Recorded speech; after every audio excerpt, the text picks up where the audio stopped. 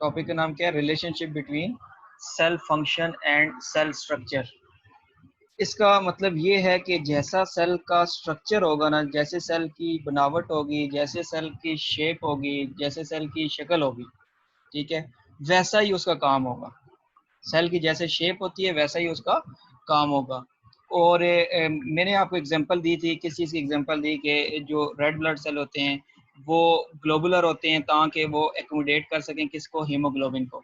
अपने वो अपनी बॉडी के अंदर किस चीज़ को एकोमोडेट कर सकें? हीमोग्लोबिन को। इसके अलावा जो नर्व सेल होते हैं वो हमारे पास क्या होते हैं? वो इस तरह करके इलोंगेटेड सेल्स होते हैं या फिर लॉन्ग सेल्स होते हैं। क्यों लॉन्ग होते हैं? ताकि वो ट्रांसमिट कर सकें इम्पल्सेस को, मैसेजेस को पूरी बॉडी में ट्रांसमिट कर सकें, या जो मैसेजेस हैं उनको बॉडी से ब्रेन और स्पाइनल कॉर्ड तक पहुंचा सकें और वहाँ से स्पाइनल कॉर्ड और ब्रेन से वो बॉडी तक मैसेजेस को पहुंचा सकें। तो ये हमारे पास क्या चीज़ है? यहाँ पे हमने बात की कि ये नर्व सेल है।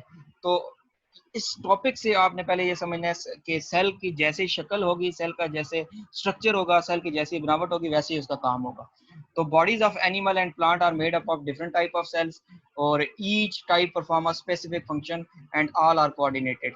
यानी हर जो हमारे पास एनिमल और प्लांट है उनकी body different type of cell से बनी हुई है, और हर जो हमारे पास बात कर रहे हैं कि जो सेल है उसका एक स्पेसिफिक फंक्शन है और वो कोऑर्डिनेट कर रहे हैं, यानी आपस में उनका एक रब्त है, ठीक है, आपस में उनका एक ताल्लुक है, ठीक है, एक दूसरे से सेल्स भी क्या कर रहे हैं? कनेक्ट हैं, या फिर उनके दरमियान में कनेक्शन है। सेल ऑफ वन टाइप में differ from those and other type in the following respect. अभी हमने ये देखना है कि हमारी बॉडी के अंदर टोटल कितने टाइप्स के सेल्स हैं? 200 टाइप्स के सेल्स हैं। अब आपको ये पता चलेगा कि ये स्ट्रक्चर और फंक्शन का क्या रिलेशन है, स्ट्रक्चर और फंक्शन का क्या रिलेशन है। अच्छा, नंबर 1, साइज एंड शेप। देखें, सेल का बता रहा है साइज और शेप का क्या रिलेशन है। फॉर एग्जांपल जो रेड ब्लड सेल है आर राउंड, एक तो इनकी शेप क्या है? राउंड है, और ताकि ये एकोमोडेट कर सकें ग्लोबुलर हीमोग्लोबिन। यहाँ पे मैंने बात की कि रेड ब्लड सेल के अंदर क्या होता है? Globular haemoglobin. एक रेड ब्लड सेल के अंदर हम बात कर रहे हैं करते हैं कि बहुत से हीमोग्लोबिन के सेल्स होते हैं, या हीमोग्लोबिन के मॉलिक्यूल्स होते हैं। और हीमोग्लोबिन के जो मॉलिक्यूल्स हैं इनका बेसिक काम क्या है? इनका बेसिक काम है ऑक्सीजन की ट्रांसपोर्ट करना। यानी ब्लड के अंदर देखें, ऑक्सीजन वैसे तो वो ब्लड के साथ नहीं मूव कर सकती, लेकिन जब हीमोग्लोबिन रेड ब्लड सेल के अंदर होते हैं वो ऑक्सीजन को अपने साथ बाइंड करते हैं और पूरी बॉडी के अंदर ट्रांसपोर्ट करवाते हैं। इसके बाद ये नर्व सेल की बात की। ये जो नर्व सेल हैं ये लॉन्ग होते हैं। क्यों लॉन्ग होते हैं? ताकि ये आसानी से transmission of nerve impulses, nerve impulses कहते हैं मैसेजेस, ठीक है, यानी हमारी बॉडी के अंदर जो मैसेजेस ट्रांसमिट होते हैं। फॉर एग्जांपल हमें जो कांटा चुभता है, ठीक है, या कांटा जो लगेगा हमारी बॉडी के जिस्म पे वो रिसेप्टर होगा, यानी कांटा जिस जिस्म के जिस हिस्से को लगा उसने रिसीव किया, और रिसीव वो कैसे करेगा? Through nerves. और ये नर्व मैसेज किसके पास लेके जा रहे हैं? ब्रेन और स्पाइनल कॉर्ड के पास। और ब्रेन और जो स्पाइनल कॉर्ड है उसको फिर दोबारा मैसेज भेजेगी और आप फौरन से क्या कर लेंगे? अपनी उंगली को से पीछे कर लेंगे, और जो आपको दर्द भी महसूस होता रहेगा वो कहाँ से मैसेज आ रहा है? आपके ब्रेन से आ रहा है। तो फिर इसके बाद जाइलम टिश्यूज की हमने बात की। जो जाइलम सेल्स हैं वो इस तरह ट्यूब लाइक स्ट्रक्चर होते हैं। अगर जाइलम सेल्स की बात की जाए तो वो इस तरह करके हमारे पास क्या चीज़ है? ट्यूब लाइक स्ट्रक्चर है। और ट्यूब लाइक स्ट्रक्चर का मतलब, क्यों ये ट्यूब लाइक स्ट्रक्चर है? कि ये बच्चे वाटर को कंडक्ट कर सकें, पानी को कंडक्ट कर सकें। अगर ये ट्यूब लाइक ना होते तो फिर यहाँ, और ये ट्यूब लाइक होते हैं होने के साथ साथ इनके जो एंड्स होते हैं उन पे वॉल नहीं होती, सेल वॉल नहीं होती। साइड्स पे तो सेल वॉल होती है, ठीक है, हमने ये सेल वॉल वाले भी टॉपिक में पढ़ा था कि बाहर प्राइमरी वॉल होती है, प्राइमरी सेल वॉल, और अंदर क्या होती है? Thick secondary cell wall. अंदर की साइड पे क्या होती है? Thick secondary cell wall. और ये जो cell wall, thick secondary cell wall की वजह से, लिग्निन की वजह से ये प्लांट को सपोर्ट प्रोवाइड कर रहे हैं। और दूसरे नंबर पे ये ट्यूब लाइक स्ट्रक्चर के होने की वजह से क्या करते हैं? अपटेक ऑफ वाटर, पानी को अपटेक करते हैं। अच्छा, इसके बाद surface area to volume ratio की बात की। अब देखें, अगर ये आपको दो रूट्स में बनाता हूँ, यहाँ पे ये एक रूट मैंने बना ली फॉर एग्जांपल ये वाली, और एक रूट में जो बनाता हूँ ये वाली, ठीक है। अब ये जो एक रूट है इसके ऊपर छोटे छोटे क्या है? स्मॉल हेयर्स हैं। इस पे क्या छोटे छोटे स्मॉल हेयर्स हैं, और दूसरी रूट पे अगर हम बात करते हैं हेयर्स नहीं है। अब इन हेयर्स की वजह से क्या होता है? सरफेस एरिया बढ़ जाता है, यानी वो ज्यादा सरफेस को घेर रही है, ज्यादा सरफेस वो क्या कर रही है? उसको उन्होंने सराउंड किया हुआ है, या फिर हम कह सकते हैं एरिया को कवर किया हुआ है। अब ये रूट शेयर की वजह से हमने बात की कि जो एरिया है बच्चों, ये क्या चीज़ है? ज़्यादा एरिया है। यहाँ पे जो एरिया इन्होंने ज़्यादा कवर किया है, और इसमें एब्जॉर्प्शन ऑफ जो वाटर होगी यहाँ पे ज़्यादा होगी, और इन्होंने एरिया कम किया और एब्जॉर्प्शन ऑफ वाटर क्या होगी? यहाँ पे कम।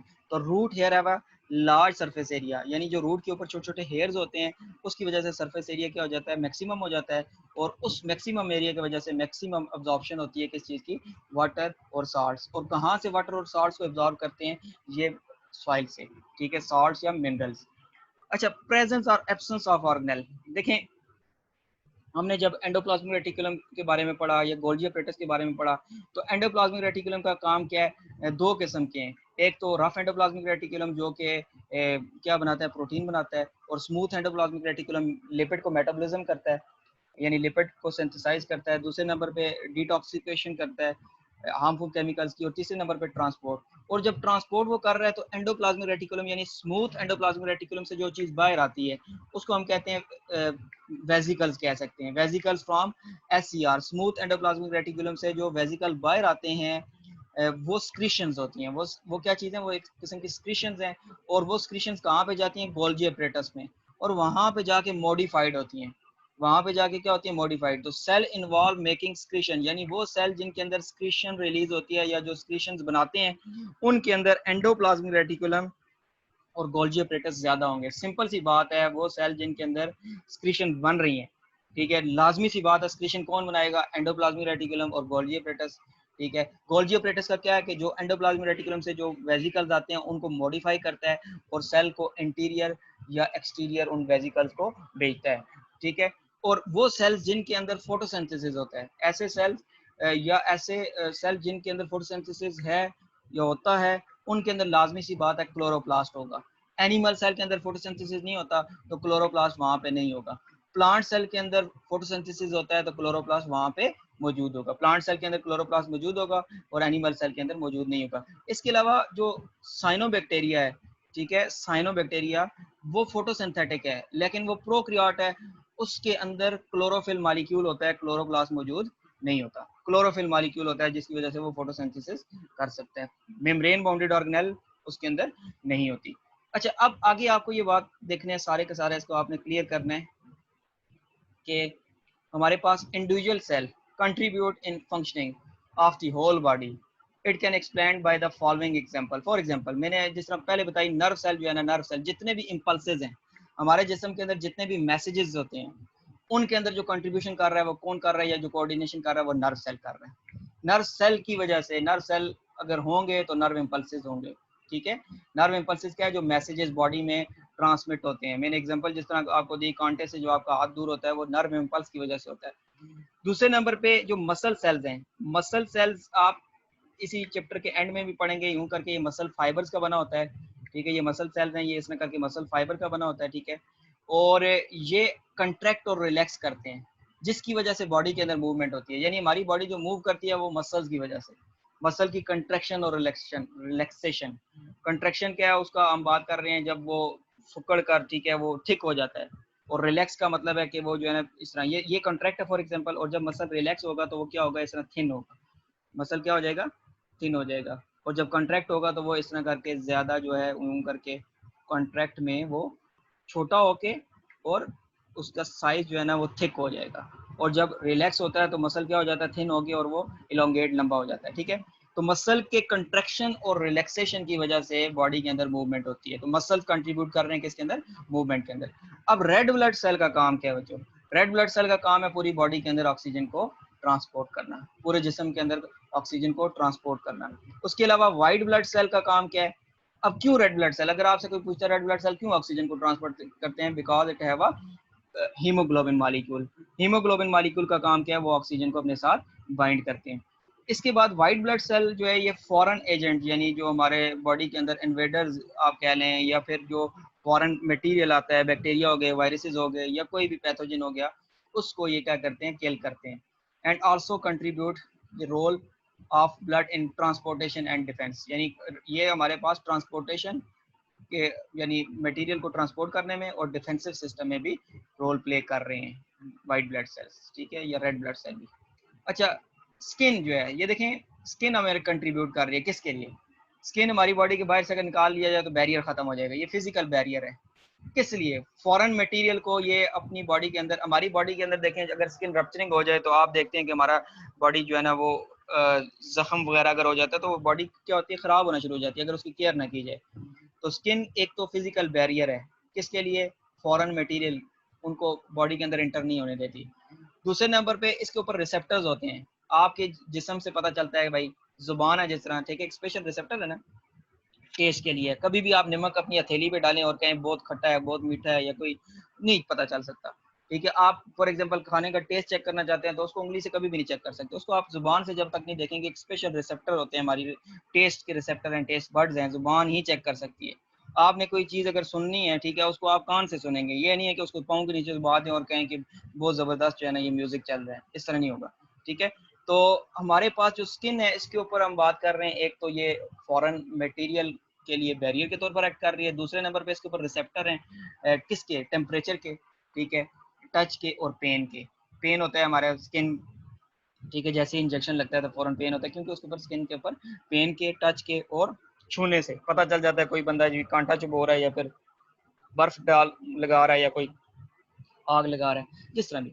अच्छा, अब जो बोन्स हैं, the cells of bones deposit calcium, ये हमारी जो बोन्स होती हैं बच्चों, ये इसको हम इस तरह पढ़ सकते हैं कि ये यहाँ पे बोन्स के अंदर कैल्शियम होता है या फॉस्फेट होता है, और ये in their extra cellular spaces to make the bone tough and thus contribute to supporting the role. यानी बोन्स हमारी क्या कर रहे हैं, जो बोन है उसके अंदर एक तो बोन्स के जो सेल्स हैं उनको ऑस्टियोसाइट कहते हैं, ये हम इंशाल्लाह 10th क्लास में पढ़ेंगे, ठीक है, ऑस्टियोसाइट। बोन्स के अंदर जो है जो स्पेसेस होती हैं बोन्स के, अगर अगर चले मैं थोड़ा सा इसको एक्सप्लेन कर देता हूँ। ये बोन का फॉर एग्जांपल ना हम इतना सा एरिया ले लेते हैं, ये इतना सा एरिया ले लेते हैं। इस एरिया को जब मैग्नीफाई करते हैं, क्या करते हैं बेटा, मैग्नीफाई करेंगे। उसको मैग्नीफाई जब किया जाता है तो उसके अंदर जो सेल्स हैं उनको, मैच्योर बोन सेल्स को क्या कहते हैं? ऑस्टियोसाइट, ठीक है। ये आपने वैसे समझना है, इसको याद करने की इतनी ज़रूरत नहीं है, ये थोड़ा सा कंसेप्ट आपको मैं बता रहा हूँ। क्या चीज़ है ये? ऑस्टियोसाइट, यानी ये बोन को इनलार्ज किया, यहाँ से मैंने इनलार्ज किया, और ये बोन के सेल को क्या कहते हैं? ऑस्टियोसाइट। बोन के सेल जो ऑस्टियोसाइट हैं वो एक स्पेस के अंदर होते हैं जिसे लेक्यूना कहते हैं, ठीक है। और इसके अलावा जो लेक्यूना है वो कहाँ पे होता है? वो मैट्रिक्स के अंदर होता है। कहाँ पे होता है? मैट्रिक्स के अंदर, ठीक है। ये लेक्यूना में बना रहा हूँ, बाकी जो है इसको आपने यूं देखना है कि ये हमारे पास क्या चीज़ है? मैट्रिक्स है। ये लेक्यूना किसके अंदर है? मैट्रिक्स के अंदर, ठीक है।